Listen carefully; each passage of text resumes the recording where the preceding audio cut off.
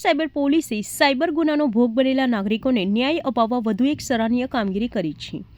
વર્ષ 2026ના પ્રથમ 6 મહિનામાં સાયબર ફ્રોડના ભોગ બનેલા લોકોને કરોડો રૂપિયાની રકમ પરત અપાવવામાં સફળતા મળી છે. તેરા તુજકો અર્પણ કાર્યક્રમ અંતર્ગત સુરત સાયબર પોલીસે અત્યાર સુધીમાં 61 અરજદારોને કુલ 2 કરોડ 52 લાખ રૂપિયાની રકમ રિફંડ અપાવી છે. આ પ્રસંગે પોલીસ કમિશનરના હસ્તે પ્રતિકારાત્મક રીતે રિફંડના ચેકનું વિતરણ પણ કરવામાં આવ્યું હતું. ઉપરાંત 1 જાન્યુઆરીથી 30 જૂન 2026 દરમિયાન કુલ 1824 અરજદારોને અંદાજે 13 કરોડ 38 લાખ રૂપિયાની રકમ પરત અપાવવા માટે લોક અદાલત મારફતે કોર્ટના હુકમો પણ મેળવવામાં આવ્યા છે. જ્યારે આગામી 11 જુલાઈ 2026ના રોજ યોજનારી લોક અદાલત માટે વધુ 1690 અરજદારોની અંદાજે 7 કરોડ રૂપિયાની રિફંડ અરજીઓ કોર્ટમાં રજૂ કરવામાં આવી છે. સાયબર ગુનાના ભોગ બનેલા લોકોને ઝડપથી ન્યાય અને તેમની ગુમાવેલી રકમ પરત અપાવવાના પ્રયાસોમાં સુરત સાયબર પોલીસની આ કામગીરી અન્ય શહેરો માટે પણ એક પ્રેરણારૂપ પહેલ બની છે.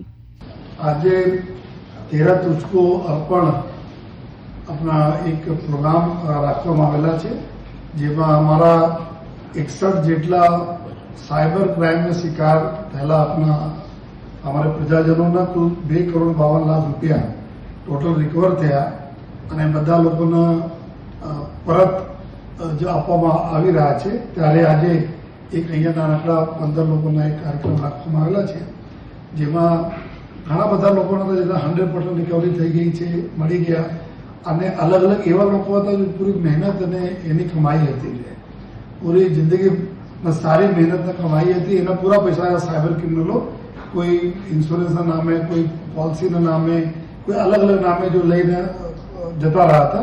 તાત્કાલિક સૌથી સારી વાત એવું છે કે બધા અમારા મેક્સિમમ લોકો 1930 નંબર ઉપર તાત્કાલિક જાણ કરી, જેથી તાત્કાલિક બ્લોક પૈસા બી એકદમ ફ્રીઝ થયા, એકાઉન્ટ ફ્રીઝ થયા, અને પછી જો સુરત શહેર સાયબર ક્રાઇમની જો ટીમ છે, જો ડીસીપી ડીસીપી કરનાર વગેરે અને તમામ પીઆઈઓના નેતૃત્વ ફટાફટ ટીમો જ્યાં જ્યાં બહાર જવાની જરૂર પડી ત્યાં ગઈ અને ત્યાંથી બધા જો આરોપીઓ બી લઈ ગયા અને રિકવરી બી થઈ, અને આજે બધા લોકોને પરત મળે છે.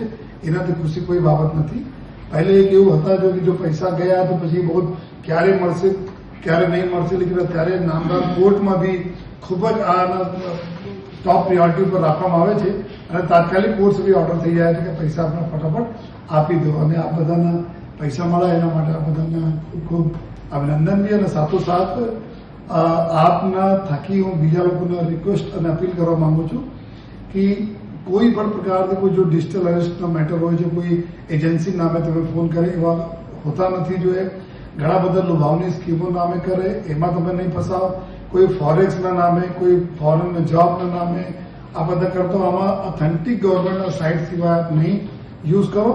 અને સાથોસાથ ક્યારે પણ ફિર બી બની જતા હોય છે કોઈ ક્રાઇમ, તો 1930 આપનો એકદમ બ્રહ્માસ્ત્ર છે, એના તુરંત જો આપ કોલ કરી દો, 1930 પર આપ કરજો, તાત્કાલિક જો સિસ્ટમ એક્ટિવેટ થઈ જાય છે.